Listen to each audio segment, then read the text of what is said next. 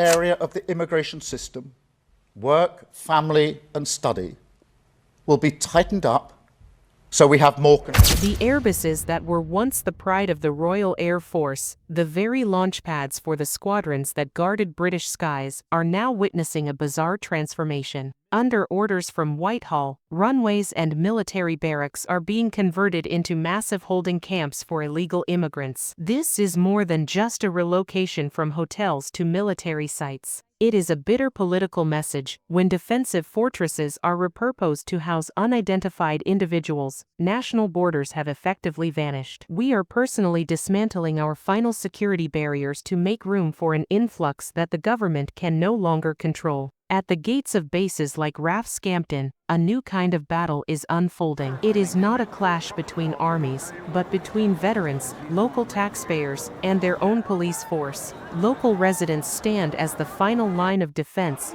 protecting their land against buses filled with fighting-age men fresh from the English Channel. Paradoxically, the very soldiers who once swore an oath to defend this country are now branded as troublemakers at the very sites where they once served. The police are mobilized not to halt the influx, but to clear the path for them into sensitive military zones. This is perhaps the most brutal inversion of values in modern British political history. The government calls this a safe and controlled solution. But what is the truth? These bases are not prisons. Thousands have simply walked out of the gates and vanished into neighboring towns without a trace. We are creating security black holes in the very heart of our residential communities. No fingerprints, no criminal records.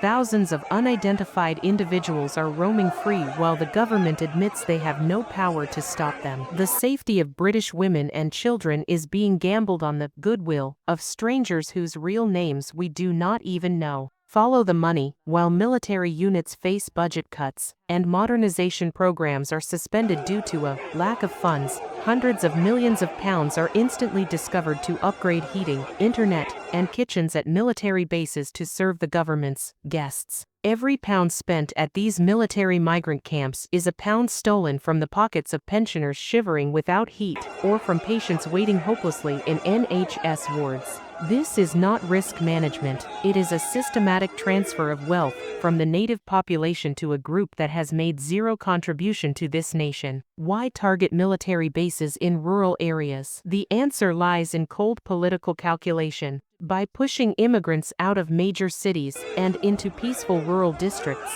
the Starmer administration is attempting to dilute the resistance. They are altering the demographic fabric of the very lands that stand as icons of British tradition. This is a quiet incursion under the patronage of the state, when tranquil villages are suddenly turned into the backyards of migrant holding camps. The nation's identity is being torn apart piece by piece. The government no longer fears the people. They fear displeasing international interest groups, and the price of this fear is the future of Britain itself. When military bases are no longer secure, the only fortress remaining is your trust and your own awakening. The boiling point is no longer a forecast, it is the reality unfolding at Scampton, Wethersfield, and across every corner of Britain. The truth is out in the open. The government has chosen a side, and that side is not yours.